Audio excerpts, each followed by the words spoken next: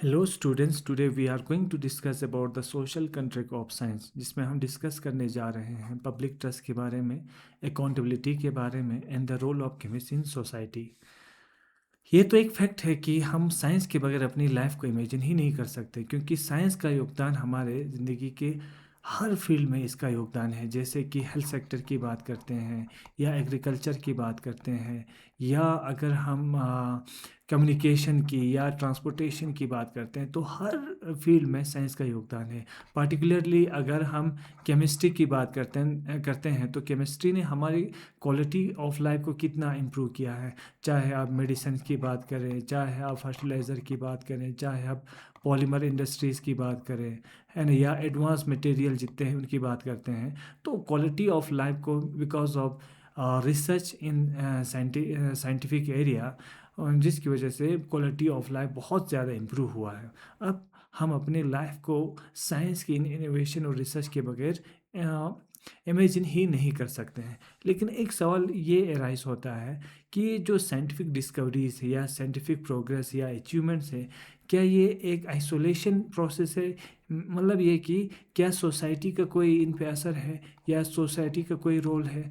क्या रिलेशनशिप है between scientific research या साइंस कम्युनिटी और सोसाइटी के बीच में कोई रिलेशनशिप है? तो हम इसको ऐसे समझ सकते हैं। अगर कोई रिसर्चर्स की बात करते हैं, पहले तो किसका पार्ट है? सोसाइटी का पार्ट है। वो स्कूल जाते हैं, सोसाइटी का पार्ट है। फिर कॉलेज जाते हैं, फिर यूनिवर्सिटीज जाते हैं, रिसर्च सेंटर जाते हैं, वो किसका पार्ट है? सोसाइटी का पार्ट है। और इन स्कूल्स को, इन रिसर्च सेंटर को, इन यूनिवर्सिटीज़ को चलाने के लिए पैसा कौन देता है? सोसाइटी देते हैं। टैक्स पेयर का पैसा होता है। जो स्ट्रक्चर बनते हैं, इंफ्रास्ट्रक्चर यूनिवर्सिटीज़ का, रिसर्च साइंटिस्ट का, जिसमें आपके फ्यूचर साइंटिस्ट काम करते हैं, उनको पेमेंट कौन करते हैं या फंडिंग कौन करते हैं? सोसाइटी करती है। इंडस्ट्रीज़ में इन्वेस्टमेंट कौन करते हैं या इनोवेशन में इन्वेस्टमेंट कौन करते हैं? सोसाइटी करते हैं। दैट मीन्स कि there is direct relationship with our society, कि जो आपका रिसर्च है या इनोवेशन है या साइंस की दुनिया है, इसका कोई वजूद ही नहीं होता।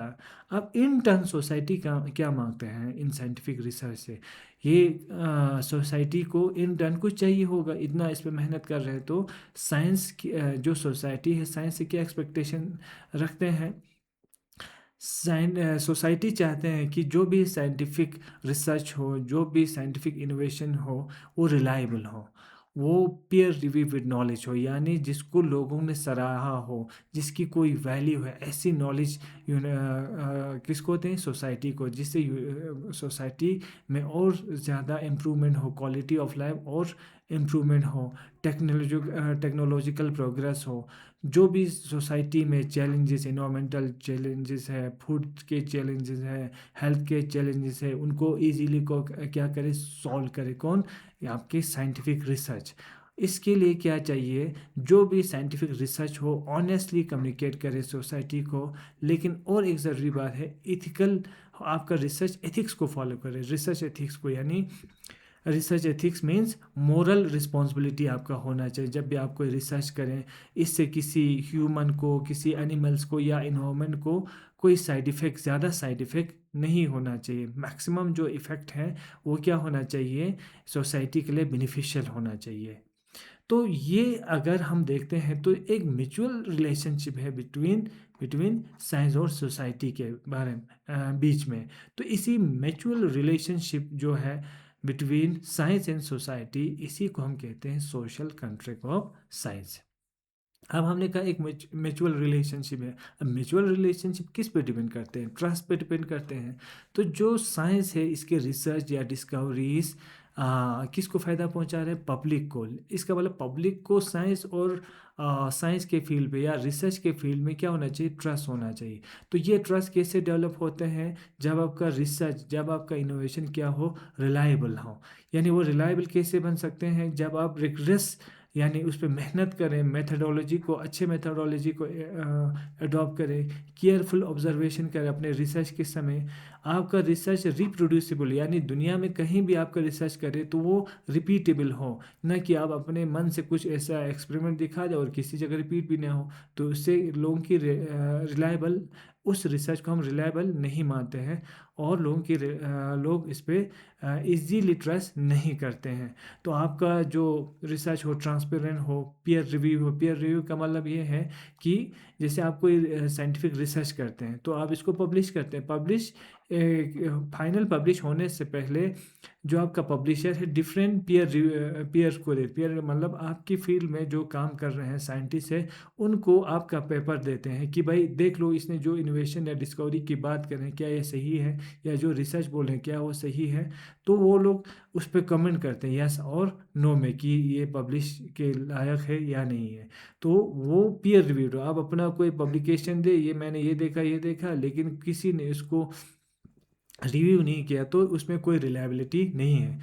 सेकंड है कि आपका रिसर्च क्या होना चाहिए, ऑनेस्टी होना है। आपकी रिसर्च में क्या होना चाहिए, ऑनेस्टी। उससे क्या हो जाएगा, पब्लिक ट्रस्ट और बढ़ जाएगा साइंटिफिक रिसर्च पे।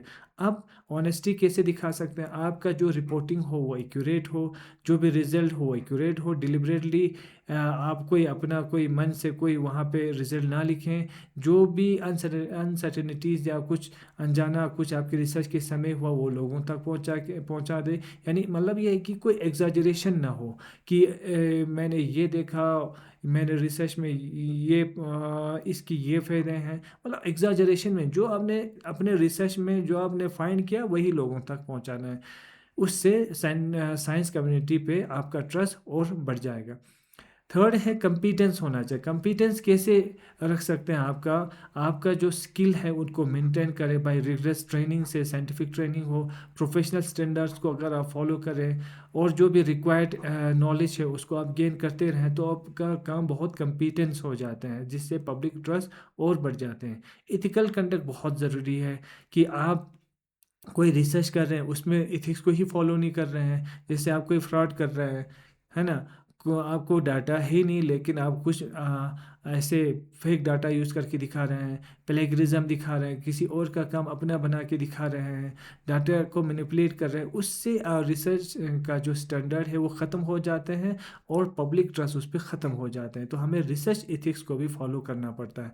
तो ये चार इंपॉर्टेंट ऐसी चीज़ें हैं जिनको फॉलो करके रिसर्च या साइंटिफिक कम्युनिटी पे आपका सोसाइटी ट्रस्ट दिखा सकते हैं। लेकिन ये हुआ है कि हिस्ट्री में कुछ ऐसे इंसिडेंट्स हुआ है, जैसे कि अगर हम बात करते हैं ये टस्कीगी सिफिलिस स्टडी, SYP है, SYPHILIS स्टडी 1932 में यूएसए में हुआ था। उनके पब्लिक हेल्थ डिपार्टमेंट ने किया था। एक्चुअली ये सिफिलिस एक जो सेक्सुअली ट्रांसमिटेड डिजीज़ है, जो कि अफ्रीकन पीपल थे जो यूएसए में रहते हैं, ब्लैक पीपल, उनमें ये बीमारी आम था। ये सेक्सुअली ट्रांसमिटेड डिजीज़ बहुत आम था। तो मेडिकल टीम ने क्या किया कि भाई हम आप पे रिसर्च करेंगे और आपको ट्रीटमेंट करेंगे, इसके आप हमारे रिसर्च लैब में आइए, हम आपको खाना पीना सब दे देंगे ताकि हम आपका जो उन कहते थे कि आपका ब्लड सही नहीं उसको हम ठीक कर पाए। तो उससे कहते हैं कि उस समय नियरली 600 वॉल्टियर ने वहाँ रजिस्टर किया और वहाँ पे रिसर्च सेंटर में वहाँ पे काम उनके साथ सहयोग किया, साइंटिस्ट के साथ, रिसर्चर के साथ। लेकिन 1972 में एक रिपोर्ट ये आया कि जो भी यहाँ पे ह्यूमन को ऐसे बॉडी यूज़ किया था, है ना, यहाँ रिसर्च करने के लिए इस लैब में, उन्होंने सिर्फ ये देखा, ऐसे सिंपल उनको लिया और देखा क्या कि ये जब इन्फेक्शन होते हैं, इनमें कौन से सिफिलिस की इन्फेक्शन होती है, एसटीडी होती है, तो ये मरते कैसे हैं। यानी इन्फेक्शन से मरने तक सिर्फ ऑब्जर्व कर रहे थे, उनका ट्रीटमेंट बिल्कुल नहीं कर रहे थे। कैसे मर जाते हैं, कितना दिन लगते हैं, कितना समय लगते हैं, आखिरी दिनों में इनका हालत क्या होते हैं, सिर्फ ऑब्जर्वेशन कर रहे थे।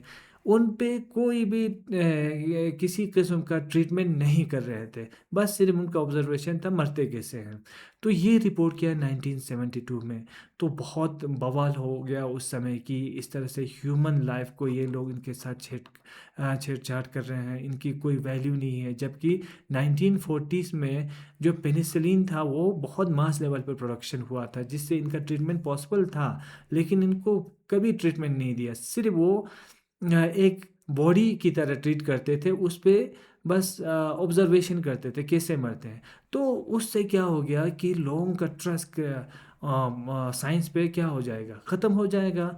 और अंडरमाइन पब्लिक ट्रस्ट के अंदर ही हम इसको पढ़ रहे हैं। तो इस तरह से आहिस्ता आहिस्ता लोगों का ट्रस्ट ख़त्म हो जाते हैं। तो एक चीज़ तो ये है, तो क्या हो गया, साइंटिफिक मिसकंडक्ट की वजह से लोगों का जो ट्रस्ट है साइंस पे ख़त्म हो जाती है। जिसमें क्या और भी क्या हो सकता है, फैब्रिकेशन ऑफ डाटा हो सकते हैं, फाल्सिफिकेशन ऑफ रिजल्ट हो सकते हैं, प्लेगरिज्म हो सकते हैं। ऐसे छुटपुट हो सकते हैं, ऐसे रिसर्च हुए हो, ऐसे वाक़ये हुए हों। लेकिन लार्जली बाद में साइंटिफिक कम्युनिटी उससे बदनाम हो जाता है। लोग इजीली ट्रस्ट नहीं करते साइंटिफिक इनोवेशन पे, तो उससे हमें बचना चाहिए। पुअर कम्युनिकेशन भी एक बड़ी बात है, जिससे पब्लिक ट्रस्ट नहीं रहे, पब्लिक का ट्रस्ट साइंटिफिक कम्युनिटी पे नहीं रहते हैं। जैसे कि एग्ज़ाम्पल लें तो कोरोना के समय वैक्सीन जब बनाया था, डेवलप किए थी, तो बहुत सारे लोग डर रहे थे इस वैक्सीन को लगाने से, क्योंकि उनका ये मानना था कि ये हमारे बॉडी को और बीमार करा देंगे, बहुत सारे चेंजेस हो जाएंगे। बहुत सारा डर था लोगों में, क्योंकि अच्छे से कम्युनिकेट नहीं हुआ था पब्लिक लेवल तक, लोगों को ट्रस्ट ही नहीं हो रहा था। तो हमेशा जब भी कोई रिसर्च या इनोवेशन करते हैं, तो पब्लिक ट्रस्ट को गेन करने के लिए उसको क्लियरली कम्युनिकेट करना चाहिए, उसकी क्या ड्रॉबैक्स है, क्या इसके फ़ायदे हैं, वो सारी चीज़ें लोगों तक पहुंचाना चाहिए। कन्फ्लिक्ट ऑफ इंटरेस्ट बहुत इंपॉर्टेंट है। आल तो ये अनइथिकल इतना तो नहीं माना जाता, लेकिन आहिस्ता आहिस्ता ये अनइथिकल से इथिकल से अनइथिकल की कैटेगरी में भी जा सकते हैं। जैसे कि आप रिसर्च कर रहे हैं, तो आपका रिसर्च का कुछ एक अपना प्रोटोकॉल्स है ना। उस रिसर्च का अपना एक मकसद है। आप मकसद था आपको एक रिसर्च करना, लेकिन बीच में किसी ने बोला, आपकी डिपार्टमेंट ने आपको फंडिंग देंगे, आपको पैसे देंगे, आपको ये रिसर्च नहीं करना, ये रिसर्च, आपको प्रोडक्ट ये नहीं बनाना है, ये बनाना है ना। आप चाहे इन्वायरमेंट के लिए कोई भी हैज़ार्ड हो या ना हो, आपको ये वाला रिसर्च करना है। तो अब आपको आपकी जो इंटरेस्ट में कन्फ्लिक्ट रह गया। आपका इंटरेस्ट क्या बोलता है कि मुझे एक बिल्कुल ट्रांसपेरेंट सा रिसर्च करना चाहिए, लेकिन ये जो पैसा बीच में आ रहा है या आपका प्रमोशन आ रहा है, आपको बेनिफिट मिल रहा है, उसकी वजह से आपको थोड़ा सा आपके इंटरेस्ट में कन्फ्लिक्ट आ गया कि कौन सा करूं या ना करूं। तो इसको हम बोलते हैं कन्फ्लिक्ट ऑफ इंटरेस्ट। ये फाइनेंशियल भी होते हैं, जैसे मैंने अभी कहा पैसे मिला आपको, या नॉन फाइनेंशियल भी होता है। नॉन फाइनेंशियल में जैसे कि मैंने अभी आपको कहा, पीयर रिव्यू की बात की है कि जब भी कोई रिसर्च करते हैं साइंटिफिक कम्युनिटी में, उसको रिव्यू के लिए जाते हैं, लेकिन आपके पास एक रिव्यू करने के लिए आगे आपको पता चले यार ये तो मेरा फ्रेंड का पेपर है या मेरे इंस्टीट्यूट का पेपर है, तो आपको थोड़ा सा दिल में उसके लिए प्यार सा आ जाता है, नहीं यार मैं इसको इतना ज़्यादा इसको रिग्रेसली तो रिव्यू नहीं करूँगा, छोटे मोटे कमेंट देके इसको मैं पब्लिश करवा दूँगा। दैट मीन्स आपका जो एथिक्स है और जो आपका एक्चुअल में आपको करना चाहिए, उसके बीच में क्या आ गया, कन्फ्लिक्ट राइस हो गया। क्या अच्छा वाला करूं कि जस्ट ऐसे छोड़ दूं, तो इसको हम बोलते हैं कन्फ्लिक्ट ऑफ इंटरेस्ट। लेकिन अगर बहुत सारे ऐसे इंसिडेंट्स आप एथिकल पॉलिसी को आप अपना नहीं रखेंगे या अनएथिकल काम करते जाएंगे, तो कन्फ्लिक्ट ऑफ इंटरेस्ट बहुत अनएथिकल की कैटेगरी में जा सकते हैं। इसीलिए हर पेपर पब्लिकेशन से पहले आपको कन्फ्लिक्ट ऑफ इंटरेस्ट को यस और नो करना होता है। मिस इन्फॉर्मेशन बहुत इम्पॉर्टेंट पार्ट है पब्लिक ट्रस्ट को ख़त्म करने का साइंटिफिक कम्युनिटी पे। जैसे कि प्रीवियसली यहाँ 2-3 साल पहले एक रिसर्च आया था, शायद हर पेपर में आया था कि 2035 तक जितने भी ग्लेशियर्स हैं हिमालयाज़ में वो ख़त्म हो जाएंगे।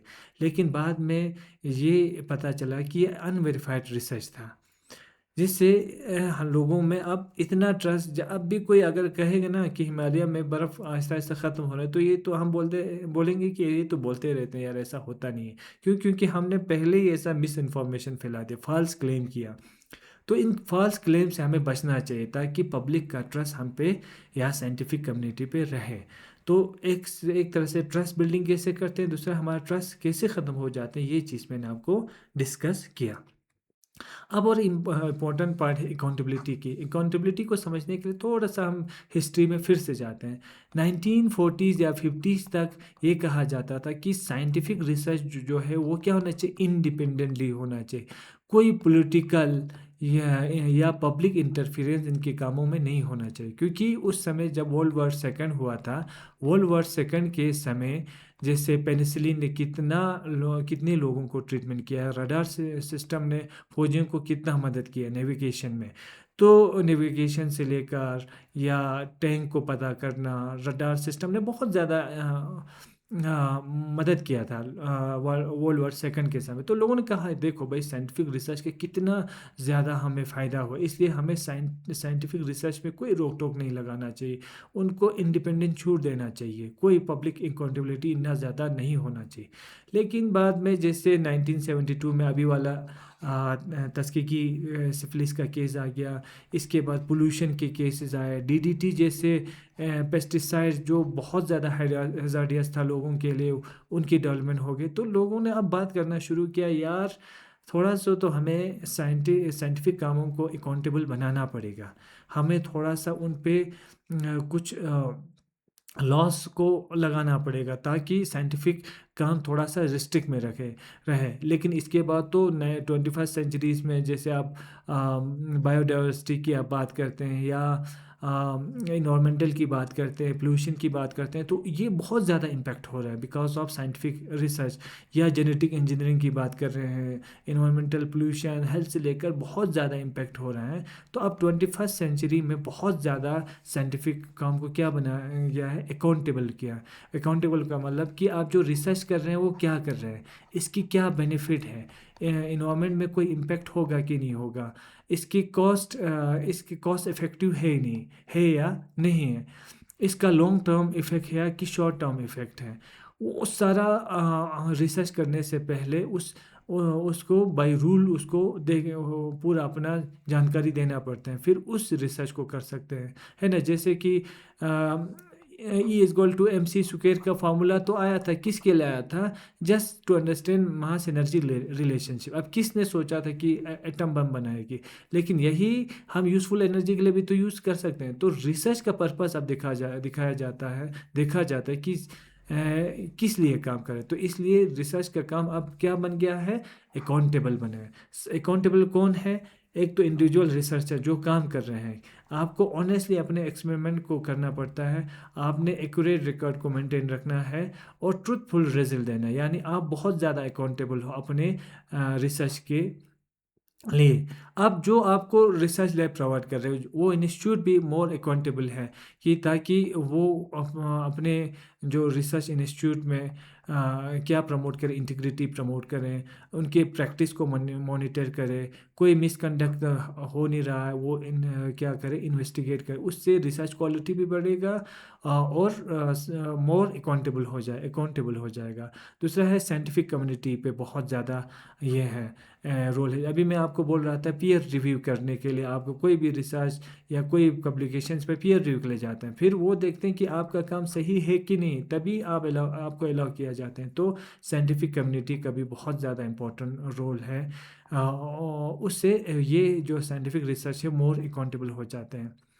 लास्ट में क्या है, पब्लिक एंड बॉर्डर इम्पैक्ट। जो ब्रॉडर इम्पैक्ट है वो क्या है कि आपको एंटिसिपेट करना पड़ेगा जो आप रिसर्च कर रहे हैं उसकी क्या कंसिक्वेंसेस है, आपका एक रिसर्च का इन्वायरमेंटल रिस्क क्या है, यानी इन शॉर्ट हमें रिस्क बेनिफिट रेशो निकालना पड़ेगा, इस काम में कितना बेनिफिट है और कितना रिस्क है। उससे क्या हो जाएगा कि वो काम उस रिसर्च को आगे बढ़ा सकते हैं कि नहीं बढ़ा सकते हैं। जैसे अभी जेनेटिक इंजीनियरिंग पे कितना काम हो रहा है और कितने उस पर रिस्ट्रिक्शन भी लगा रहे हैं, है ना। तो आपको कॉस्ट बेनिफिट देखा जाता है या रिस्क बेनिफिट रेशो को देखा जाता है। अब हम कह सकते हैं कि जो 21st सेंचुरी में जो साइंटिफिक काम है वो बहुत ज़्यादा अकाउंटेबल है एज़ कम्पेयर टू 1940s। अब क्या केमिस्ट्री का रोल है सोसाइटी में, ये तो मैं थोड़ा सा शॉर्ट में आपको यहाँ पे दिखाया। हेल्थ केयर की बात करते हैं, जितने भी ड्रग्स की डिस्कवरीज होते हैं वो बिकॉज ऑफ किसकी वजह से, केमिस्ट्री की वजह से हैं, कि वैक्सीन्स है ना, डायग्नोस्टिक टूल्स, ये सारा रिसर्च वर्क जब केमिस्ट्री फील्ड में होते हैं तो ये सब मार्केट में आ जाते हैं। एजुकेशन इन सोसाइटी में बहुत ज़्यादा इम्पोर्टेंट रोल है, जैसे कि fostering scientific literacy, translating complex science और पॉलिसी मेकर्स। ये सारा किसके अंडर आते हैं? केमिस्ट के अंडर आते हैं, ताकि इन पॉलिसी मेकर को आप अच्छे से ट्रेन करा दें, एजुकेट करा दें, इंडस्ट्री लीडर्स आप क्रिएट कर सकते हैं, है ना। और जनरल पब्लिक भी एक आप क्रिएट कर सकते हैं by giving awareness about chemical composition या केमिस्ट्री एजुकेशन से। ये सारी मेनली यहाँ पे है केमिस्ट्री एजुकेशन से, केमिस्ट्री आप पढ़ने से ये सारी अवेयरनेस आपको आ सकते हैं। एग्रीकल्चर में विद ये केमिकल्स तो एग्रीकल्चर पॉसिबल नहीं है ना। तो जितने भी फर्टिलाइज़र है, पेस्टिसाइड्स है, सॉइल ट्रीटमेंट या प्रिजर्वेशन मेथड, वो किसकी वजह से? रिसर्च इन केमिस्ट्री में जितने रिसर्च होते हैं इसकी देन है। अब इन्वायरमेंट को हमें बचाना है, इन्वायरमेंट को हमें सुरक्षित रखना है, तो कौन इसको डिज़ाइन करेगा? केमिस्ट डिज़ाइन करेगा। जैसे ग्रीन केमिस्ट्री का कंसेप्ट है, तो मॉनिटर भी कौन करेगा? केमिस्ट करेगा कि यार कितना पोल्यूशन का इम्पेक्ट हो रहा है। तो केमिस्ट्री का सोसाइटी में बहुत ज़्यादा इंपॉर्टेंट रोल है। जैसे एनर्जी में innovating battery technology, fuel cells, hydrogen production, सारे जो रिन्यूएबल एनर्जी स्टोरेज सिस्टम है, वो बिकॉज ऑफ किसकी वजह से है? In research in chemistry field में होने की वजह से है। आप कुछ आपको इतना ज़्यादा रिस्पॉन्सिबिलिटी है, या आपकी इतनी जिम्मेदारी है सोसाइटी में, क्योंकि आपके पास बहुत ज़्यादा पावर है, तो आपकी ड्यूटी भी बढ़ेगी। तो इसलिए केमिस्ट की कुछ रिस्पॉन्सिबिलिटी है, जिसमें इंटीग्रिटी एंड पब्लिक प्रोटेक्शन है ना। तो आपको जब भी रिपोर्ट करें, अपने रिपोर्ट को ट्रूथफुल तरीके से दिखाएं, ट्रांसपेरेंटली एक्नॉलेजमेंट करें अपने लिमिटेशंस को।